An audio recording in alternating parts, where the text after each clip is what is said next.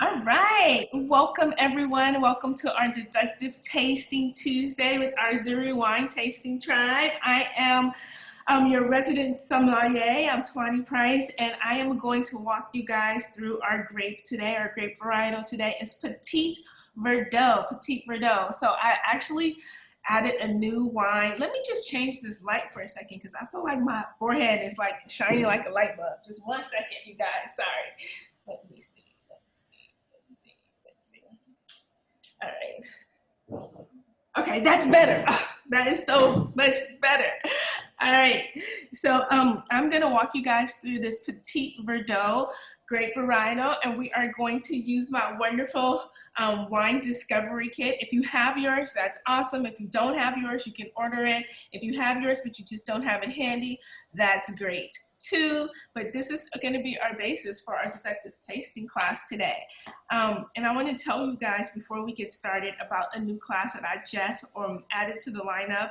It is a palate training class. So it kind of like helps you identify acidity, tannins, alcohol, and sugar in wine. So that class is every Tuesday and Saturdays, and it's only $10. And so yeah, you can sign up for that class and just let me know if you guys want to come. All right, so let's get started. So I have kind of like a hot mess in front of me right now. Let's get started by first welcome everybody. Why don't you introduce yourself and tell me what wine you are drinking tonight. Let's start off with Tina because she's like in the very top corner of my screen. Tina, what are you drinking? Good evening, everybody. Well, I didn't find the Petite Verdot. I just have a Verdot, I guess. Okay, so I get what you're saying. So Petite Verdot, and that's a good point. I'm glad that you brought that up because I do mean to talk a little bit about the grape, right? So Petite Verdot is one of the 5 grape varietals that you would find in a Bordeaux style blend or a Bordeaux wine, right? So Bordeaux is the region in France, and they're famous for making this blend of wine that has Cabernet Sauvignon, Cabernet Franc, Petite Verdot, sometimes Malbec, and I'm missing one. Oh, of course, Merlot. Of course, Merlot. Yeah.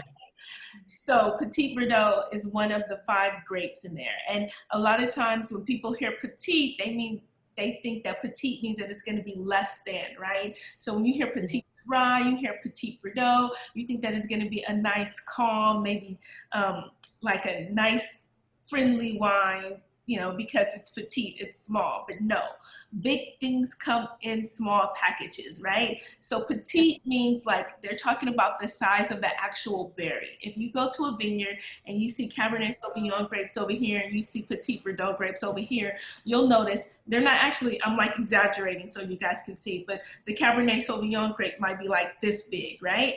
Whereas the Petite Verdot grape is gonna be like this big. It's gonna look like a pea, right? It's gonna be a pea size of a grape.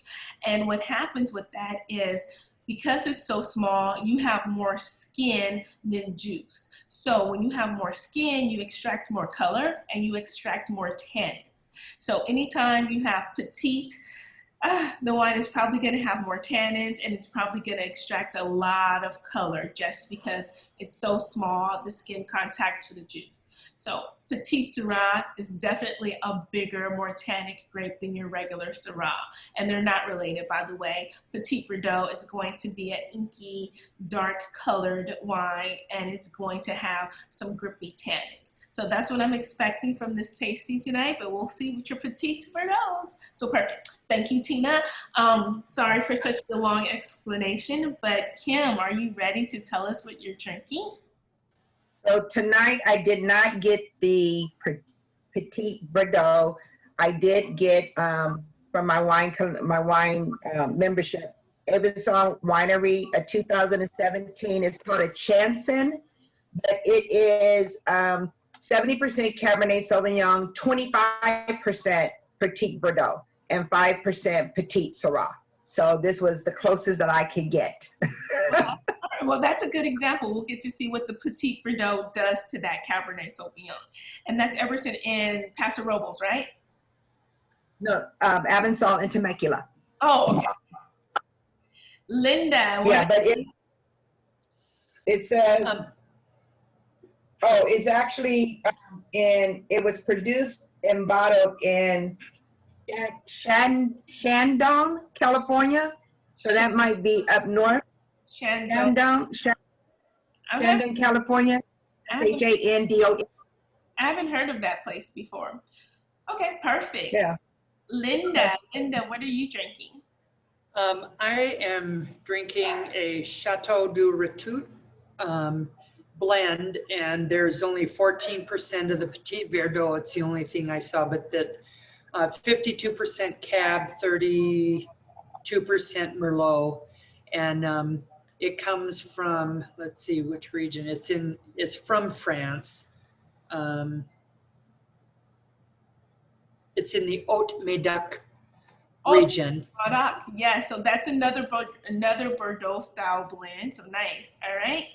I have a question though. Can I ask a question?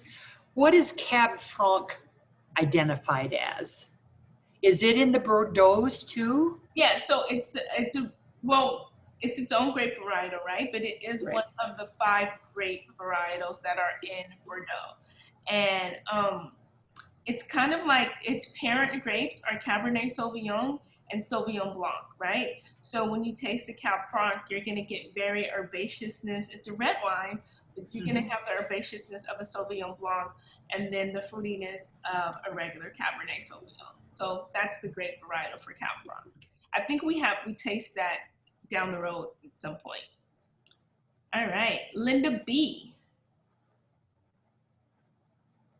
Oh, you're on mute. There's Linda. I have the B Lighten, like a couple other people. Mine's a 2014 vintage. It's 100% Petite Verdot. This is the only one they had that was 100% Petite Verdot at Total Wines. This was it. And so I got this. And then it's from Yakima Valley in Washington State. Nice. All right. Yeah, it's a very hard grape to find 100% on its own, but thank you for making the extra effort and getting that one. Appreciate it. Rich?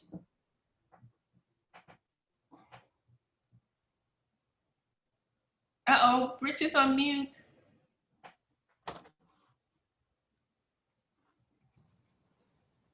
I have the J. McClellan Petite Verdot. It's from Napa Valley, and it says 90% Petite Verdot and 10% Malbec.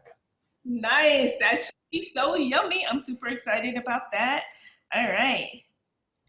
Larissa, do you want to go? Yes. I also have the B. Lincoln 2015 from Yakima Valley. Nice. So you have the 15 and then Linda B has the 14. Cool. So we get to see the taste comparison in the different vintages. All right. I'm super excited. And you got yours from Total Wines as well? Yes. All right. Total Wines needs to sponsor this whole setup, right? Somebody from Total Wines know. All right. But they only had 2 Petit Verdot, and it was hiding in the corner in the back. Oh, wow. They only had 2 of the same one, or they had 2 different brands? Only 2 left. 2 different brands, two different producers. One was this, and the other one was from Livermore. Okay, nice. Janelle, we were tasting earlier today. She was in the East Coast class as well. So it's great to see you again. It's been so long. Uh-oh, you're on mute, Janelle. She's talking away to Janelle. You on mute, girl? Sorry. There you go. I need the information twice. That's why I'm doing it. Anyway, I've got a Petite, and it's out of Lodi. It's a 2015. It's a Syrah blend. Yeah, so that is, I think is it 50-50? I think it's 50% Syrah and 50% Petite Syrah and 50% Petite Verdot. So that's why it's Petite. All right. Next we have Elliot and Laverne. Elliot and Laverne, what are you guys drinking? Turn around. Okay. This is Prosecco from Toscana. It's from Italy, excuse me. It's 2016. It's a pure Petite Verdot. Nice. Okay. I'm excited about the Italian Petite Verdot. Now, where did you buy that wine? I bought it from Total Wine. Oh, okay. Was that the second one that they? No, she said it was from Livermore. But nice. Okay, Total Wines is coming up. Okay. Now, Linya. Okay, so I've got the 2015 version of the Petite Syrah, the B. Layton Petite Syrah, and this was one of 2 Petite Syrahs at Total Wine. The other one was $299. Yeah, and, right. Whoa, it was was about a Petite Syrah for $299. Oh my goodness! Yes. I wonder what that tastes like. It better taste like liquid gold. It better give me eternal life. It should be directly from Jesus. But this is what I'm drinking tonight. It's 2015. You know what? I think we'll settle for that one. How much was this B. Layton, you guys? What? I paid 62. It's the most expensive wine I have ever. Did you say $62? $62. Can you imagine that? Yeah, 55. Okay, you know what? I should have asked about that after we tasted it because I want to know if it tastes. Now, this is going to be perfect though, because this is one of the things when we talk about the quality of wine. Should you have paid this amount for the wine? Does it taste like a $60 bottle of wine? So we will discover that, okay? I can't wait to taste it. I should have asked. I should have waited to the end. All right. Monique, welcome, Monique. So Monique she was in my palate training class earlier. So I said, well, why don't you come test out this class? And if you like it, you can sign up for the rest of the season. So welcome, Monique. Tell us what you're drinking. Thank you. She let me crash your party. So thank you for having me tonight. And this is my daughter who is drinking Trader Joe's cranberry juice in a wine glass because she's in training. And so she understands. All right. Perfect. I am drinking 19 Crimes red wine. So it's a red blend of several grapes. It's a Cab, a Syrah, and something else. It's not a Petite Verdot, but I will try a Petite Verdot after this. Nice. All right, Candace, are you with us?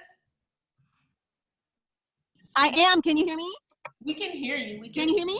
Yeah, we can hear you fine. Okay. Okay. So Carmen and I drove out to Total Wine because they were also the only ones who had a Petite Verdot. And when I got out there, they hadn't packed up mine yet, but we saw the B. Layton. And so I was like, well, just give me the B. Layton. Me and Carmen will split it. And then don't charge me for the other ones. Just don't. So we got the B. Layton. So I can't try it yet because I'm driving, but Carmen will be drinking it soon. So we split the bottle. It was $54. But it was the only one that wasn't a blend. It's a full Petite Verdot where the other 2 bottles were blends. Nice. Well, I hope that it lives up to its. It smells delicious. It smells delicious. So we poured it. So she'll keep half the bottle. I'll take the other half. Pray to God that it doesn't break on me this time. And but it smelled delicious to me already. So I'm excited. Yeah, so just be very careful with that. Don't It's in the trunk. It's in the trunk. All right. So let me see. All right. And then Monica's gonna join us. She just needed the link. Okay. I'm gonna go back on mute. Okay, perfect. And then Carmen, is she coming? Where is she? She just walked into her house, so I was able to drive off. So she's in her house, and she's probably finding her computer and getting her glass and logging on. She'll be on shortly. Okay, perfect. All right, so are you guys ready to get started? Let's see. All right, so the first thing you guys know what you want to do is you want to pour a little bit of wine in your glass, not too much. You just want to pour like, oh, and I'm drinking, I don't have a Petite Verdot because, you know. Photo. Okay, hold on. Can I continue or should I hold still? No. Huh? You take the picture? No. Did we take the picture of take a picture? You're right. Well, yeah. I'm gonna explain this. We're gonna wait for Carmen to come on because Carmen will be here in a second, and then we'll take the picture. So, you guys know that we have a ban. We had a ban on alcohol in South Africa, and so I didn't get the Petite Verdot because we had an alcohol ban. It literally just lifted today, this morning. So no, I didn't go out and run and get this Petite Verdot. But I'm super happy that the world is free and that I can buy wine freely. But I am drinking some wine that I was actually selling like a bootlegger. And this is a Cabernet Sauvignon and a Merlot blend. So this is what I'm drinking with you guys tonight. And I am drinking tonight because I'm celebrating the lift of the alcohol ban. You guys know I don't usually drink with you guys, but tonight I am. All right, so let's get this picture taken. If everybody can just hold up their bottle and then say cheese. Queso. I got it, yes, all right. So I got the picture and let me just see if there's somebody in the waiting room. Okay. So that's what I'm drinking. Let's get started. Everybody pour a little bit in your glass.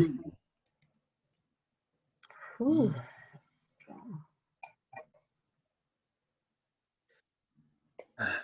Let's welcome Monica. Hey, Monica.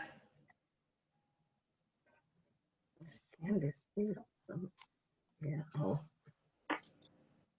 Welcome, Monica. Okay, so everybody pour a little bit of the Petite Verdot in your glass, and the first thing you want to notice is the wine clear or is it cloudy? And remember, I'm using the Deductive tasting kit, right? So is it clear or is it cloudy? Does anybody have a cloudy wine? Nobody has a cloudy wine, right? Little film over it. Nope. So I'm going to say clear, right? And then any what would you say about the color? Now really look at this color, right? Would you say that the color is barely there, moderate, or intense? Intense. Yeah. Intense, right? If you have a piece of white paper, or maybe you have the coaster from your kit, which would make a good piece of white paper. I did that intentionally. So if you have your kit and you have the coasters, you can just use the back part of the coasters. Elliot, where are you? Let's see if you can do this right this time, right? Let's see if you can do it right. So, yes, you want to hold the wine up. And you want to just look at the color, right? So you see how it's color. If you hold it against the white background, you can really see the color of the wine. So we're all agreeing that the wine is intense, right? Yes. It's intense. Now, what color would you say? Would you say that it's ruby, garnet, or purple? And you know like what? a garnet purple. It's like ruby. It's a garnet purple. Like ruby. Purple. Ruby garnet. So I'm hearing garnet, I'm hearing purple, and I'm hearing ruby. And sometimes it's kind of hard to tell the difference, but what you can do when the world opens up, or if you have a jewelry store that's open, go look at the ruby rings. Go look at the garnet rings. You'd be surprised at how dark ruby can actually be, right? So I would say that this one is a combination of like a dark ruby with some purple tone to it, right? Ruby. Mm-hmm. Yeah. All right. Go look at all of those. And then any indication of bubbles at all? No. No bubbles, all right? So we have a clear wine with intense ruby or purple garnet-like colors, okay? And now let's swirl the wine. So everybody take a swirl of the wine. Remember, this is my favorite step. So swirl this wine. And then listen, when you guys smell the wine, I know I'm always saying stick your nose in the glass, but stick the nose in the glass, but this time kind of tilt the glass away from you and open up your mouth and smell. And take a deep breath while your mouth is open. And see if you can smell it a little bit better. Yeah, with your mouth open, it kind of helps you with the aroma. Wow. Man. All right, so when you smell it too, let's look at, when you swirl it, let's look at the legs really quickly, right? So what I'm expecting to see, because this is such a deep, dark purple color, has like so much of the grape skin contact, you're gonna see the legs. You should be able to see the legs pretty easily, right? Are those legs slow or are those legs fast? Slow. Slow legs, okay. So are they skinny or are they fat? They're skinny. Fat. Skinny. Mine are fat. Mine are fat. I'm hearing They're kind of middle. but the point is you have legs in this wine, right? So the legs are they're not an indication of the quality of wine, but they're an indication of how much alcohol is in the wine, right? So just imagine. So when they are low, there is because there are more alcohol? When there's what, I'm sorry, what happened? When the tears are slow, it's because there is more alcohol? No, it can mean that there's hardly any alcohol. So like if you don't see a lot of legs at all, that means that they possibly means that there's like very little, very low alcohol, right? But when you see the more legs you see, the more alcohol. So just imagine what happens is. What about the when they get down, if they go fast or if they go slow? You know, that's debatable, right? So like, you know, it's debatable. I always say that they go slower the more sugar you have in your wine, right? Because they're heavier, so they're gonna come down slower. The less sugar you have in your wine, the faster the legs will be, right? So I think that the fast or the slowness has to do with how much sugar might be in your wine, how much residual sugar might be in your wine. Because the sugar is definitely going to be heavier. What happens is the alcohol is trying to escape, right? Because that's what it does. It evaporates out of your glass. But wine is mostly made of water. So then the water is pulling the alcohol back down into the glass. And so that's where you see the legs, right? Because the water is coming down with the alcohol in the wine. And then if it had sugar in it, it'd just be slower. So those are the two things that you're gonna get from the legs, the alcohol content and the sugar content, all right? So after you look at the legs, so we're saying a combination of fast legs and slow legs, but the point of it is that you see legs, right? And yes, okay. And then any rim. So the rim is gonna be an indication that the wine is aging, right? So when you hold your glass and you tilt it at like a 45-degree angle in front of the white paper, is it pretty consistent all the way through, from the edges all the way to the center? Or are the edges lighter, right? So if the edges are lighter, that could be an indication of a youthful wine. If the edges are turned like red or brown, that could be an indication of an aged wine. If it's just pretty much the same from the edge to the center, that's just, you know, a youthful, like, you know, like regular aged wine. So what does anybody see a rim, either light or red and brown? I have a light rim. Yeah, a white line, white. Light, so an indication that your wine is very youthful. So your wine is like a toddler, right? Or like a teenager. Not like rim. Rim? Yeah, rim. Okay. Brown rim. You gotta see it. And if you don't have a rim, if it's pretty consistent, that means that it could just be like a fully grown, like regular 25, 30-year-old person. Did you see that white? Not 30-year-old wine. So what is considered young? Like how many years?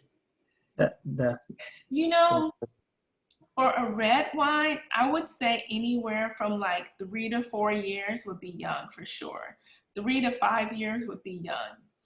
Anytime it's after 5 years, that means that it's going to be like mature, like regular, you know, like mature. And then anything that's going to be 10 years, that's going to be aged, you know. Anything after 15 years, I would say that's going to be vintage, you know. That's going to be like, you know, you're collecting that wine. Most wines that you buy in the grocery store, most wines, 80% of the wines, I would say even 90% of the wines are wines that are meant to be drank young. So you want to drink those red wines within 3 to 5 years of the vintage date. The white wines, you want to drink those 1 to 3 years within the vintage date, right? That's for most wines that you buy in the grocery store. Now, if you go to a winery or you go to a specialty wine shop where they have more quality wines, wines that are made, that are meant to be aged, the winemaker makes them in that style, then you can probably lay those down for like 15, 20 years, all right? So we talked about, we swirled it. So now swirl it again so you can smell it. So this time you want to swirl the wine, and you really want to get to know the wine by smelling it. Open up your mouth at the same time that you're smelling it. See what kind of aromas you get out of it. Let's use our cards. First of all, you guys know I always say smell and color, right? So when you close your eyes and you smell this wine, what's the color that you smell? What color comes to mind? Just any color. What color pops in your mind? Don't think about the color of the wine. Think about when you close your eyes and you smell it, what color? It could be brown, it could be yellow, it could be purple, it could be green. What color comes to mind? Anybody? Burgundy. Yes, exactly. Burgundy. Maroon, burgundy, maroon. Burgundy. Purple, burgundy. Purple, violet. I like it. All right, perfect. So keep that in Burgundy mind Candace. as you're thinking about all the characteristics that we're talking about in wine. So if I say it smells like a citrus fruit, can you think of any citrus fruits that might be that color, right? So does anybody smell any citrus fruits in their wine anyway? Does anybody smell any lemon, lime, grapefruit? No citrus fruits, right? You mostly find those in your white wines, right? What about any stone fruits? So stone fruits, things with a big seed, right? Like a plum. That black A very, very dark plum.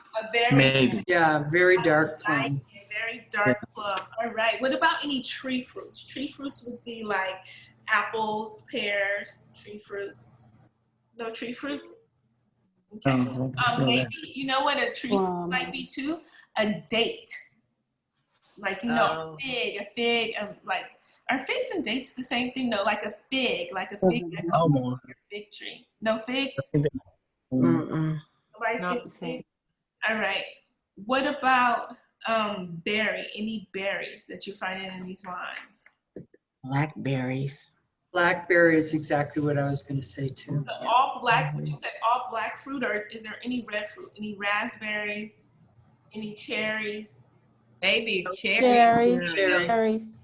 dark red cherries. Those dark, maybe those black cherries, right? Those really dark cherries, okay?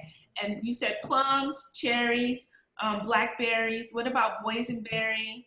And when I think about boysenberry, I think about the syrup that you get at IHOP. Right. Syrup. Without the sweetness, though. Without the sweetness. Yeah. All right.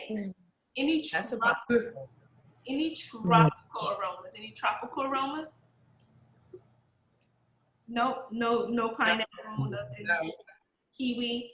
All right. What about floral? Does anybody get any floral aromas? Yes, I smell something floral. Okay, what about violets, lilacs? Violets. Definitely violets, right? And you know what? When you think about flowers, I like to think about flowers like this. I like to think about perfumes, right? Because you think about like your mother's perfume. She used to wear that opium. Who remembers opium? And remember the opium was kind of spicy and it just smelled like, you know, smells like what? And then you have like Calvin Klein Escape, which is going to be fruity, right? So think about your flowers like that. Is it a spicy flower? Is it a fruity flower that you're smelling? Think about it like in the sense of perfume, right? Does anybody smell any flowers? So violets, okay? What about the herbaceousness? Herbaceous, like remember when I talk about herbs, I'm thinking about the fresh version of herbs, right? So the fresh version of oregano, the fresh version of rosemary. Does anybody get any rosemary, oregano, any kind of spices like that? Cinnamon. Huh? Cinnamon hits me. Cinnamon. What is it again? Cinnamon. Oh, cinnamon. Okay, nice. All right. Now, cinnamon is interesting though, especially for this one because cinnamon is usually you're going to get some vanilla, maybe some cinnamon, and that can come from the aging in oak barrels. We'll talk about that a little bit more when we go to the baking spices. So put a pin in the cinnamon. That's an indication of oak, but no herbaceousness though, right? Nobody smell any other fresh herbs, right? Lavender, maybe? What did you say, Larissa? Lavender? Maybe some lavender. Okay, I'm gonna put that under the flowers. Definitely I get some lavender. All right. And then any earthiness, leather, tobacco, tree bark, grass, any earthiness. Tree bark, I think, is kind of, yeah. Because it's really rich, kind of like Leather. dirt So rich. and leather. Dirt, soil, maybe. Leather. Yeah.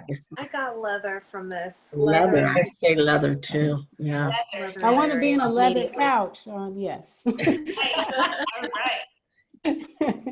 Any minerality, right? So when you think about minerality, think about like rocks. Think about like if you had, just think about rocks or like, trying to think, minerality is easier in white wine, and red wine it's a little bit more difficult. I'm gonna put a pin in that one so when we go to the mouthfeel, maybe we can taste the minerality.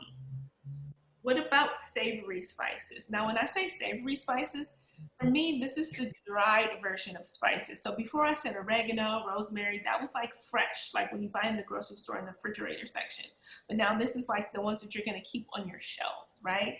Any like, when you think about your spice rack, do you smell any of those spices in this wine? People who come on all my cooks. All fine. Like I'm thinking vanilla.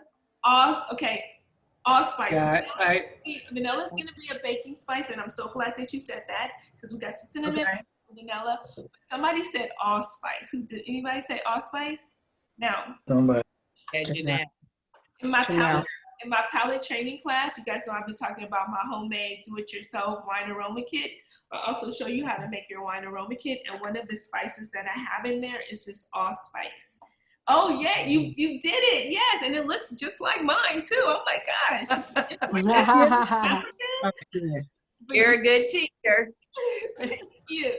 So this is the allspice, and I mean, like you might, if you have this, you can smell the allspice, and then you can smell your wine, and you say, okay, yeah, I get the allspice in the wine. But yeah, okay. So now let's talk about the baking spices, you guys. So like I heard some cinnamon, I heard some vanilla. Now, when you get the baking spices in the wine, that's an indication that the wine was aged in oak barrels, because a lot of times when people say, oh, it smells oaky, because they think, oh, it was aged in oak barrels. That's not coming from the oak barrel. From the oak barrel, you're gonna get cinnamon, you're gonna get vanilla, you're gonna get these baking spices, and then you might get a little bit of toastiness, like imagine toast. Yeah, clove. So somebody has clove. I'm smelling chocolate. I'm smelling chocolate. Chocolate, yeah, I would put chocolate under baking spices too, but chocolate is gonna come from the actual grape, I think. That's going to be one of the characteristics. So like, is anybody else picking up on that? It's dark chocolate, right? Dark chocolate in the wine. Vanilla. Vanilla. Now, when you think about what makes a good wine, a good wine and great wine, it's going to have complex aromas, right? So like, you know, when you think about how much you're going to spend on a bottle of wine, if you're spending like 10, 15 bucks on a bottle of wine, you don't expect for it to have like leather, tobacco, vanilla, cinnamon. You don't expect for it to have layers and layers and layers of aromas. That would be an amazing thing if it did. But when you start to spend quite a bit on a bottle of wine, that should be your expectation, that you're going to get these layers of different aromas, right? And then flavors when you taste it. It's not going to be monotone at all. All right. So when you talk about these flavors in the wine, would you say, especially the fruit flavors, would you say that they are ripe, underripe, or overripe? Ripe, underripe, or overripe? They're Over. Over. Yeah. Definitely ripe over you. Definitely not underripe, so I'm going to put that card away. But you guys are saying ripe and overripe, right? Right. Uh-huh. Okay. Nice. And then would you say that the fruit flavors are fresh or dried? Fresh fruit or dried fruit? Fresh. Dry. Dried. Okay, who said dried? Raise your hand. Raise your glass. I think fresh. I think fresh. Yeah, I'm thinking I'm fresh. That's going to be a combination. If you have a wine that has both a combination of dried fruits and fresh fruits, that's an amazing wine, right? But Elliot is saying fresh only. Larissa Yes. is saying fresh and dried or just dried? Overripe plum and dry fruit. I love it. Okay, so that's very good. Okay, any indication of oak? Oak. Now remember how I told you guys how to determine if you feel like, if you can say, yes, this has some oak on it. If you smell vanilla in this wine, you smell cinnamon, you can say, yes, this has some oak. And if you smell cinnamon, you can say it might even have a little bit of American oak, because American is going to give you definitely like a very strong cinnamon aroma. All right. This will be American oak then. Huh? This will be American oak then. Definitely you get American oak on that, on the nose? Yes. Okay, and let's look at the bottle and see, can you guys both have the label? Does it say if it's French or American oak? It doesn't. Does it? We'll have to look that up on the internet later. I bet you they probably might have used a portion of it, and just because Petite Verdot is such a strong grape that you can use some American oak in there without interfering with the actual taste of the wine. All right, so now the whole taste, the whole aroma of the wine, would you say it's delicate? Would you say that it's warm? Or would you say that it's strong or intense? How would you say that the aromas of this wine are? Warm. Warm and on the intense side, rich, I think, is a and Very full. full. Yes, full. It's warm. So you say warm and like intense. Is that fair? Yeah. Yes. Yes. Okay. And then, let's see, I'm gonna put those there. Finally, I know it takes so long to go through the smelling of the wine, but it's so important, you guys. It's good. We are Well, going come on, let's go. Let's go. a sip of the wine, right? I smelled every flavor out of this thing. I'm ready to go. I'm ready to drink now. What's this name? All right, so take a sip of the wine. Let the wine. I cannot hear you, Tuanni. Wait, you guys can't hear me? Okay, now we can. Now we can. Now we can. What? now we can. Maybe when Now I we can. Now act like this. All right, so listen. Yeah. All right, so take a sip of the wine. Hold the wine on your tongue. Yay! Yes. Let the wine meet your tongue. Hello, wine. Hello, tongue. Where have you been all day? Swish it around. And then you swallow Very the good. wine. Right. If you just want to yell out your first impression of the wine, that's fine too after you sip it. Does anybody have any aha moments, wow moments? Yum. Yum, yum. Nice and dry. Nice and dry. Nice and dry. Nice. Yeah, but it's cool. It's good. I gotta try it. Petite Verdot It was worth it. just because it is dry, it's definitely going to be nice and dry, and then it's also going to have those grippy tannins, and tannins are the back. Yeah, it's one of the drier red wines. It's one of the drier red wines that we've had. Yes. Yes, very dry. Candace, you're right on time. Yeah. Lonnie, can you devote like maybe 15 seconds to tannins? Just a little bit. Can you talk a little bit about the tannins in this wine? Yes. Okay. So in my deductive tasting kit, what I have people do is take a tea bag, right? So this is a tea bag that you guys can see. Okay. But if you're at home and after this class or whatever, you take a tea bag, you can either just wet it and then suck on it, and then you can feel what the tannins feel like, right? Because tea bags are full of tannins. Or what you can do too is you can have this wine Pour a little bit into like a tester glass. So you have your wine in your regular glass, take the tea bag and put the tea bag into the wine, right? Because it's going to exaggerate the tannins. So what's going to happen is when you drink the wine that has the tea bag in it, it's going to dry out your tongue even more. You get to see how the tannins actually feel.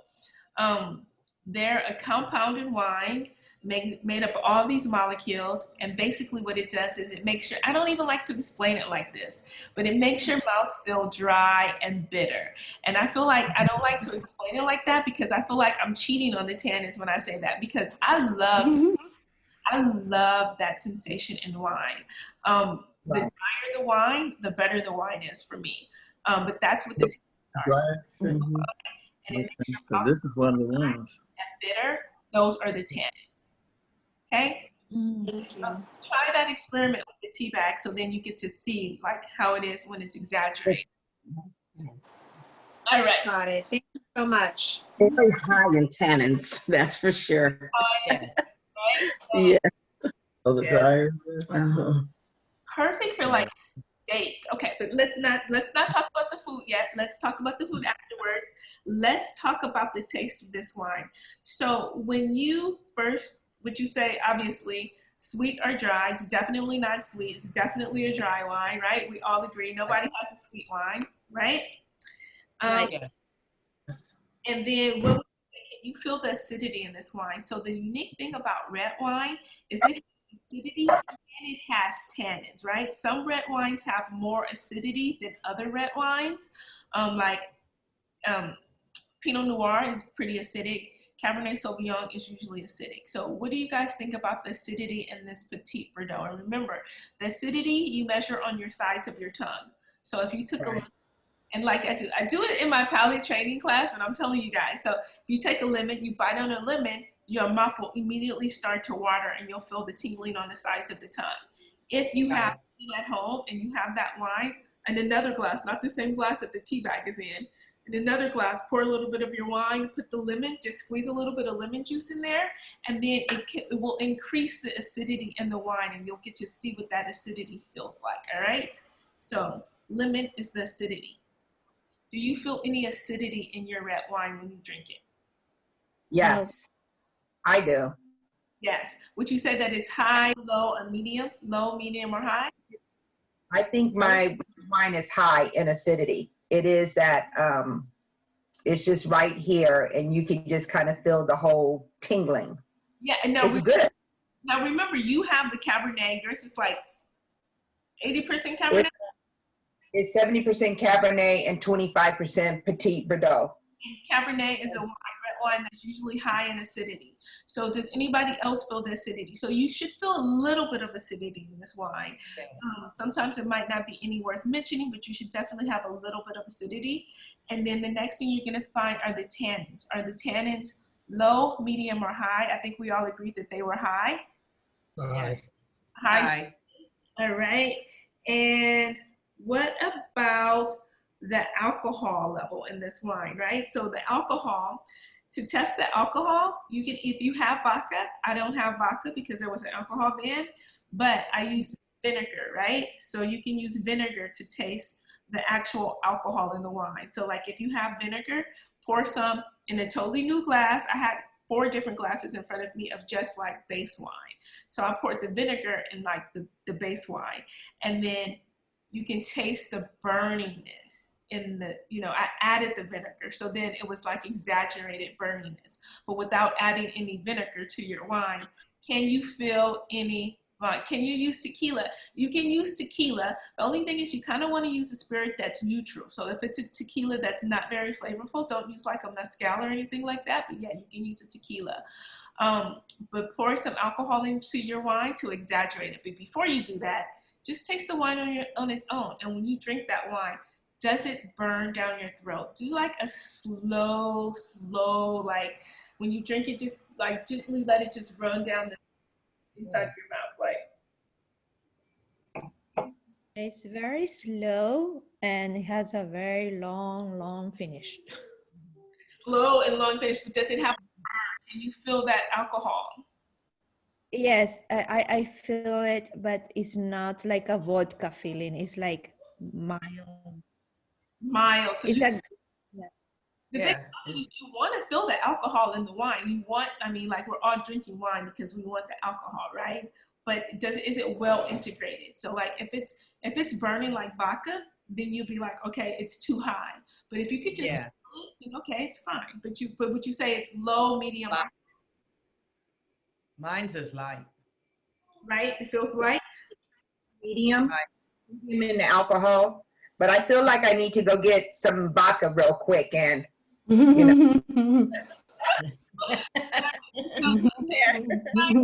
I think the taste. I think it's high on alcohol. I'm feeling it's at least it's good and it's high.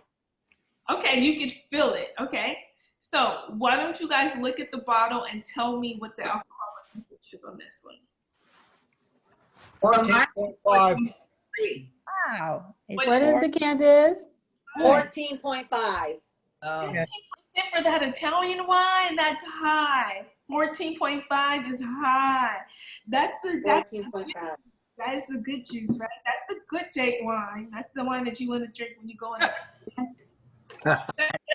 Yeah. Mine's only 13. Yeah, mine's is 13 also. Okay, you know what? But you We don't want that. We don't want that. You know, You can definitely feel this one. Echo is 15.5 also. Ooh, this is good, Connie. wow. Yeah, it is. Now, would you say that the wine is, let's see, full-bodied, medium-bodied, or light-bodied? Full. Oh, Boom. I guess we can agree that it's full-bodied, right? Yes. All right. And then the intensity of the flavor. The intensity of the flavor. Would you say that the flavor is light, it's moderate, or it's intense? Intense. Intense, right? Or barely there. Really? No. Definitely. I was just saying. Or barely there. You guys, Nothing. we're almost to the end. Let's see. We talked about the alcohol. Okay, and the finish. Would you say that the finish is short, moderate, or long? Long. Long. That is a long finish. They say Yeah, that, I'm still feeling that Long, one all the way down. dry finish. they say that the sign of a good wine is like a good man. It'll have a long and a beautiful finish, right? All right. Okay, That's good. All right. Let's see. I Now, like that our wine, it says produced and bottled by Be Happy Wine Company. That is funny. that's the B part. Okay. Be happy. Somebody came over. okay, so can you What guys, is that, Tuanni? this is the Oh, last, the balance. the balance, right? So I this is remember. one of my favorite parts in the kit. Renee. Is your wine balance. Think about that triangle, right? So on the very bottom of that triangle, you're going to have the foundation of wine, right? The foundation is going to be the tannins and the acidity. Acidity for white wine, tannins for red wine. So are the tannins and the acidity balanced? Are they sticking out like, are they a nuisance, but are they fine, right? And then on the other side of that, you're gonna have the flavor, the sweetness that comes from flavor. Don't think about sweet as in sugar. Think about sweet as in flavor, right? How does that flavor feel? Do you have it? There's some wines where you just don't have any flavor for the most part. You can't identify any fruit flavors, any florals, anything, right? But in this one we did. We identified lots of fruits, lots of earthy aromas. So we definitely had the flavor, right? And then this side is going to be the alcohol on this side of the triangle, right? So the alcohol, do you have the alcohol in your wine? You definitely want alcohol, but is that alcohol standing out more than anything else in the wine? If it did, then the wine would not be in balance. So you take all of those, the acidity and the tannins, the flavor, and then the alcohol. Are they all working together to make this wine balanced? Does anybody have a wine that's not balanced? If you have a wine that's not balanced, raise your glass. Yeah, okay, so everybody's wine is balanced. Then we can start talking about the quality of the wine. So this is important. The first part of the quality is you want to talk about a very objective part identifying the wine's quality, right? This is not your personal opinion. You could be like, you know what, I don't like dry wines. I like my wines a little bit sweet. I like blends, right? That's your personal opinion. Is this wine a good wine? Is it balanced? Did it have fruit flavors? Did it have good acidity? Did it have good tannins? You want to answer those questions. Everybody said that the wine was balanced, so we're definitely going to throw out the poor card. This wine is not poor by any means necessary, right?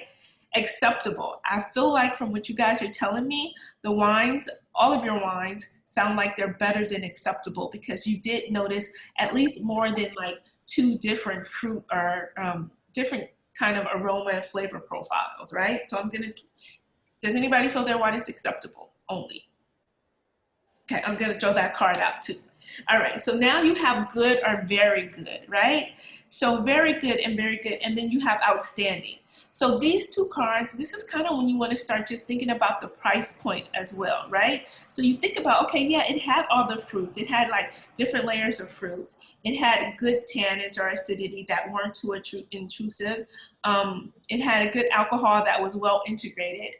But now you want to start thinking about how much you actually paid for this wine.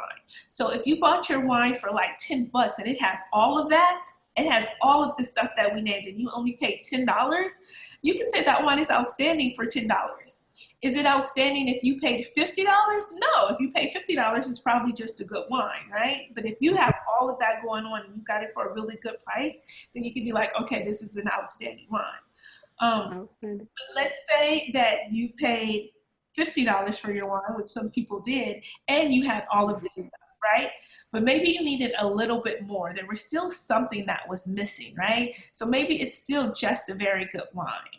Outstanding would be you paid $50 for this wine and it gave you everything that you needed and more. That would be outstanding. Like, you know, you couldn't get enough. And like when you go back and you revisit it, you're still getting some fruits. You're still getting some different aromas that you didn't get the first time. The finish is still there with you. It's making an impression on you. That would be an outstanding wine. So whose wine is good or very good? All right. Does anybody have an outstanding wine? What they would consider? How you feeling, Carmen? I feel On really the like border between very good and outstanding. Yeah. Very good. It's so rich and different just from opening the bottles. Yeah. So rich and different is why you're saying that it is. Tell me what you said. It was outstanding or good or very good? Yeah, it's like good to outstanding because I want to keep experiencing it. I'm not done with it after a first sip. Okay. I want to keep experiencing it, so I think I'm finding new things. Okay, very cool. Anybody else want to tell me why their wine is good or outstanding? Linda? This is Okay. I would say Seconded. because I don't have the pure Petite Verdot. I mean, it was the flavor. I wrote everything down, so trying to you know, the acidity was good. The vanilla, I mean, I tasted chocolate in there. Now it's funny because I read the back of the bottle and it did say it had tobacco and allspice. So that was interesting. I think I just probably need to smell more tobacco and more allspice. But it was a full body for me, long finish. I enjoyed the smell of it. So it is a very good wine. I would not say outstanding because I don't remember. It was in my wine package, so I don't know how much I paid for it to be in comparison. Okay. Anybody else want to share their thoughts? Yeah. I was thinking outstanding. I love the way it smelled. It smelled Oh, rich and awesome. full. It was just pouring it to give Carmen hers. It was just like, wow, that's intense. That's good. I could smell the colors. I could smell the fruit. And then tasting it, it's very nice. It's balanced. It's got the high level of alcohol, but it's not overwhelming. And you know, I'm not easy giving a outstanding, but I was like, yeah, I really like this. So I'm like very good outstanding. And the price point is still a little high for me. So I'm trying to think of what else I liked in this price point. And I was like, I'm gonna give it that right now. And this is blasphemous, I think, because I think I had a bad bottle of some Silver Oak the other day. I didn't really like it, but I love the Camus. And then I'm like, wow, this is kind of like in that vein. So I'm really liking it. Nice. Something new. It got upgraded. I'm liking this. I like it. Okay, cool. And you know what? And it's like, it's a wine that you wouldn't know. Like, we know Camus, we know Silver Oak, right? We know Opus, you know, but this is a wine that would have flown under your radar. And like, if you I wouldn't have gotten it in it. Yeah. Yeah, but if you wanted to give somebody, you knew that they liked full-bodied red wines, and you wanted to give them a nice gift that wasn't, you know, like maybe you say, I wanted to spend X amount of money, then this would be a good gift for that person. Linda, B? Yeah, I mean, I just really enjoyed this. It's very, you know, it's just got a nice complexity with the fruit and the kind of the earthiness, and it just all kind of flows real well together. I mean, yeah, it's like a really high quality wine to me. Yeah. I think so agree. too. And that's and you had a 2014. Yeah. And we 2015. Yeah. What you want to notice too about a wine is like, okay, it tastes really good. So I'm telling you guys, with this Petite Verdot that you guys have, don't drink it all tonight. Save some of it tomorrow and save some of it. Yeah. Because this will show you how the wine will age. So Linda has the 2014, right? And you guys have the 2015. So if you go to this wine tomorrow and it should get even better. I'm telling you, it should be even better tomorrow than it is today. And then better. If it's not, then that shows you that this wine isn't really meant to be aged. Maybe it's good right now, but you know, it's not something that you can buy and you can lay it down.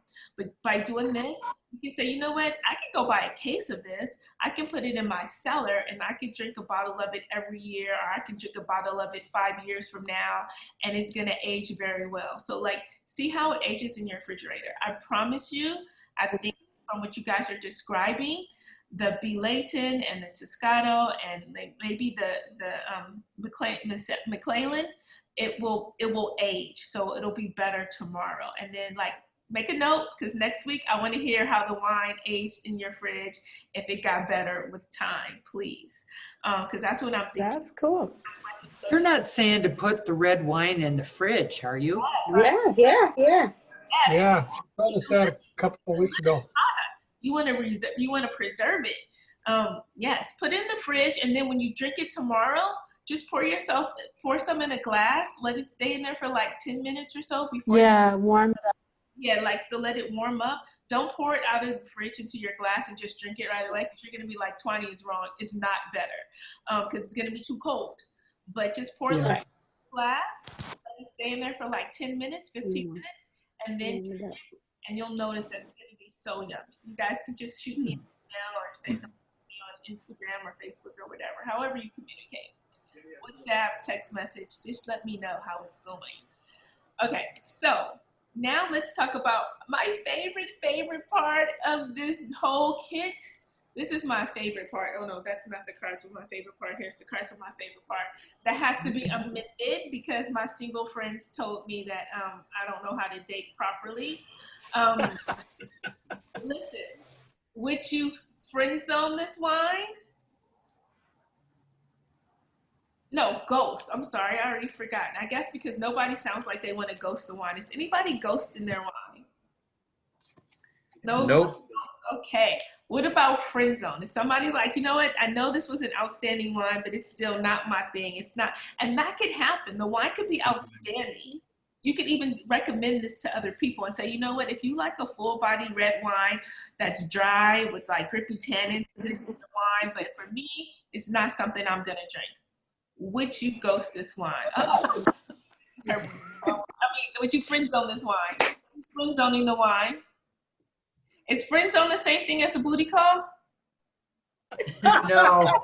No, So, not really. what about Booty call is a relationship. You don't talk. Second date. I know, right? Second date. Would you second date this wine? So a booty call is somewhere between a second date. Okay. Okay, so Second day. What did Monique have? we have some. Oh, my wine is different. I have this 19 Oh, you crime. have the 19 crimes. Yeah, that's a booty call. That's what That's because I feel Just saying. I've been warned. 19 times is a booty call too. Like, you like it, but you For a don't. minute. For a minute. You know, like, yes. All right. So we have second date. So who, if you said second date, just raise your glass. Let me see some glasses. If you said second date, excited or second Yeah, I date? do this. Okay. Excited. Good. Second date. Excited. Now, what about the cards that don't have? I'm ready to say boyfriend it, you know? Yeah, Wait, boyfriend. Boyfriend. boyfriend, girlfriend. Yeah. Yeah. Yeah, we're going out. Okay. Long-term relationship. And then what about marry? Is anybody marrying this wine? So it's locked down. You can only live with one wine for the next 6 months. With this, and you have to pick one wine. Would this be on your I list? keep my boyfriend for 6 months. I love it. Can we say live together? We might have to say boyfriend, live together, married. Let's just assume that you your Boyfriend on contract. All right. So what I'm hearing is a couple marry me's, and then a few boyfriends, and then just a couple friend zones. The people are engaged, you know. Yeah. Yes. Engaged. Yeah, they're Engaged. engaged. I'm engaged. With the right to say no. I think y'all have some commitment issues. Come on. Like, Yo. Not us. That's not us. No. There are too many wines in the world to commit I've been to married this one. 28 years. No commitment. All right, there you go. Yeah. It's difficult to marry just one. all right. So you guys, it's been so long talking to you. It's so nice to be able to. What time is it? I think I'm gonna beat the sun this time. Let me see what we're gonna taste next week. If anybody knows the schedule. I think we have Muscat next week. Muscat. Muscat. We do have Muscat next week. So don't be afraid of Muscat. Don't be afraid of Muscat, Moscato, however you say it. You can have a black Muscat. You can have an orange Muscat. You can have a Moscato, which is the Italian version. Just do not bring any Stella Rosa to this tasting, please. If you bring any Stella Rosa to this tasting, I will ask you to exit the call, okay? Yes, but I mean, the whole reason that I put Muscat on here is because a lot of times when people hear Moscato, which is a form of Muscat, it's the Italian version of Muscat, they get afraid of it. They think that it's cheap. They think that it's not good and it's just sweet for no reason. And that could be true in a lot of cases. However, Muscat is one of the oldest wine grapes in the world, and it has over 100 different variants to it, right? So it's a diverse grape. So bring in a form of Muscat. Let's talk about it. It could be Moscato. It could be orange Muscat, black Muscat, but bring in a Muscat grape. If you need some help, just ask your wine professional. You can send me an email. But yeah, so next week is Muscat. I can't wait to see what you guys do at the table. Super excited. So quick question. I know there's like a Muscat Canali and like there's, a few. Do you have one that you recommend us to taste more than others or? No, I don't. No? No preference? Okay. Because I want to see what everybody's going to bring. Yeah, that's the fun part, right? There's like an orange Muscat. There's 200 types of Muscat varietals. So yeah, so just have fun with it. The only rule is do not bring in Stella Rosa. That's the only rule. That's not wine. It's I have a not. question. I don't like sweet wine. So which one is less sweet? There's dry Muscats. So when you go to your wine store, you can say, do you have any dry Muscats? And there's dry Muscats. Really? Yes, there are. Now it's gonna be very floral and very fruit forward, but it's not gonna be sweet. Tuanni, the one that I just bought, I just realized it said Petite Grain. Does that matter? Let me see. No, it says Petite Green. Let's see the bottle. Petite. A petite grain. No, I don't. That doesn't matter. But I'm gonna look that up because Okay. I've never heard of that before. Petite grain, but that one looks like that's gonna be sweet. It's a bottle like Yeah. 375, or is it just a smaller bottle? Yeah. But yeah, It's where's the milliliters? Tuanni, what's a good pairing with? Yeah, a it's Muscat? 375. If I want to bring a pairing, what do you think a good pairing is? now a lot of times people think if you do sweet wines, you have to. If you do dessert wines, you have to do dessert, which is absolutely not true, right? Right, So right. I would say something spicy. You know, when I teach my wine tasting classes and I do a sweet wine, I'll usually go to Trader Joe's and they have these chili mangoes or chili pineapples. They're like fruity, but then they're covered in this chili, and that's what I'll usually pair it with. So like if you wanted to pair it with some food, something spicy, something very like acidic, or like trying to think of foods that would be very acidic. You know, you could do sweet and sour. So if you're gonna do a sweet muscat, not sour, but salty, you could always do a food that's kind of salty. Honestly, fried chicken goes very well with like sweet wine. At least my fried chicken does, and I know now Lydia's fried chicken does too. But yeah, so That's nice. No, thank you. Spicy tuna, like a poke bowl. Spicy tuna, sushi, something. That sounds good. yep. I love to have Thai food. Mexican food. Yep. Okay. Okay.